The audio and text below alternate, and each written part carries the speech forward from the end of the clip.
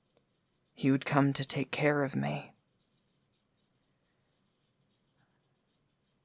The man sat wearing clothes spun from starlight. His eyes had been welded shut by the finest of hands, his face painted in a wide, wide smile. His lips dare not move as he asked me how I was feeling. I wanted to scream, but my eyes and mouth had been welded shut as well, so I opened my eyes within myself, and he stood there with me, within me, the starlight dancing on the solar winds of the darkness behind my mind, and he told me I was very important. It felt as though someone had poured nail polish remover on my brain. It hurt. It burned, that nose-tingling, eyes-watering scent in my mind. I started to whimper and cry, but my body had been welded to the bed like a beam in a great tower. I was soldered to the mattress as though it was the foundation of the earth itself. The starlight hugged my mind and began to squeeze like a child squeezes a favorite teddy bear when the city gets too loud. Too many car horns. Too many sirens. I saw the faces of everyone. Every person in all of the city. I knew their names for an instant. I saw their souls. For a second, I could tell who was vampire, and who was ghost, and who was human, and in them I felt no sympathy. I offered them no empathy. I felt the fear in each and every one of them, as the interviewer asked if they fear the dark, if they feared death, and I felt empathy. Once again, my mom woke me up. She said I had a nightmare. The doctors told me it was a fever dream. And what do you think it was, Claire? I don't know. But ever since that day, I know the exact population of the city. The percentage of the population that can be ascribed to different categories of beast. I can navigate the city with my eyes closed now. It's like I'm wired into it. You were born in Amity City, weren't you? Maidensbridge. Yeah. Of course. You can navigate this city with ease. It's your home. It's more than that. It's my prison.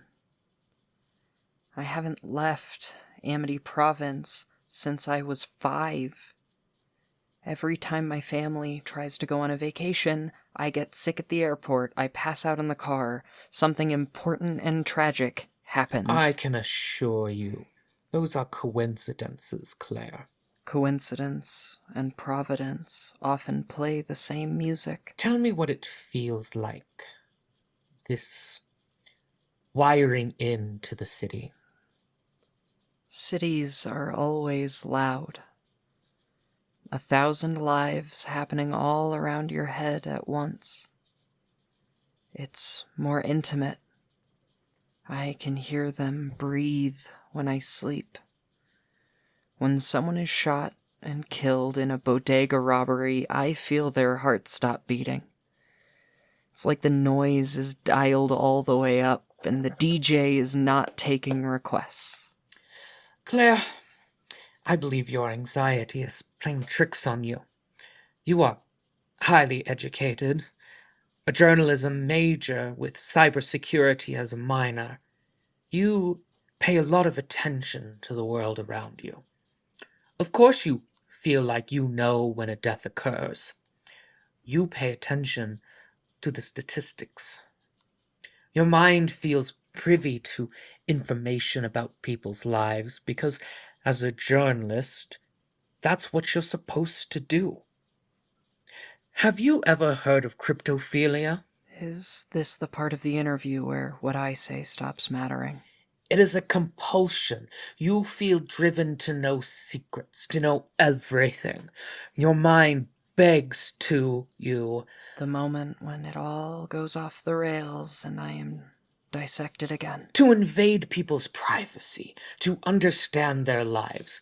It's no longer clear to me if I'm sitting in this room and if my words ever escape my mouth. You ignore this impulse as you should, and it starts making up the answers for you. Go ahead, Doctor. Dissect. Do what you do best. Does that sound like how you feel? I don't desire to know these things. It won't. I just know them. I wish I didn't. I wish I didn't know anything. But you have to know what's in the box. Don't we all? I think you should stay with us a while longer, Claire. Let's see if we can't set you right again.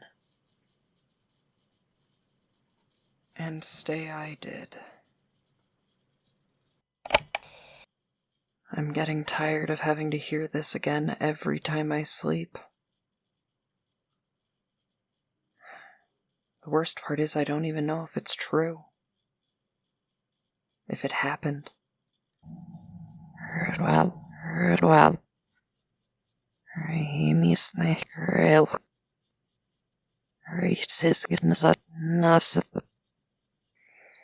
True enough. At least I can talk to you here. Whoever you are. Maybe I am truly crazy if I'm talking to you in my dreams. Stekad nemnis des iersten med surface which serofs in the quowanone. Ritual. Smearsnam Damien long and yellow. Interesting point. I'm not really sure how it helps us here. But you do make a good point.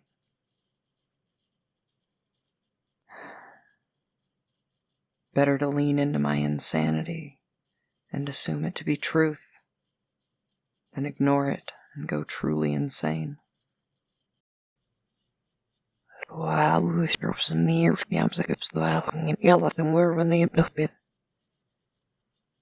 I think I should probably wake up now.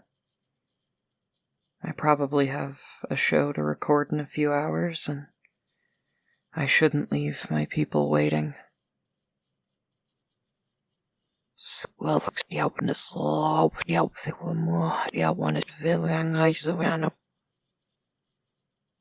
Yeah.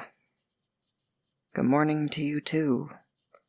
Weird voice that hangs out in my dreams and replays therapy tapes. Okay. Bye.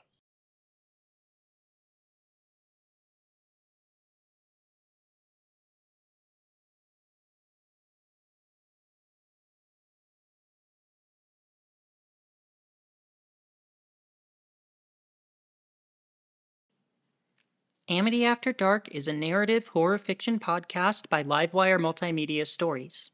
Claire White is voiced and created by Gwen Fullman, who can be found as @Gwen_Fullman on Instagram. Dr. Aiden Kessler is voiced by Joe. Written by Gwen Fullman. Co-executive produced by Gwen Fullman and Elizabeth Fullman, with music by Gwen Fullman. If you enjoyed what you just listened to, please consider supporting us at patreon.com/Livewire Multimedia Stories. There, you will get exclusive access to early episodes and fun perks like access to polls and our Discord server, where we collaborate on projects and resources, share fan art, and just hang out. If you like this project and would like to learn more about it or any of our other projects, please follow us on social media. We are on Tumblr @Livewire Media, on Instagram @Livewire Multimedia, and on YouTube @Livewire Multimedia Stories. But really, the best way to support us is to share this with a friend. Thank you for listening.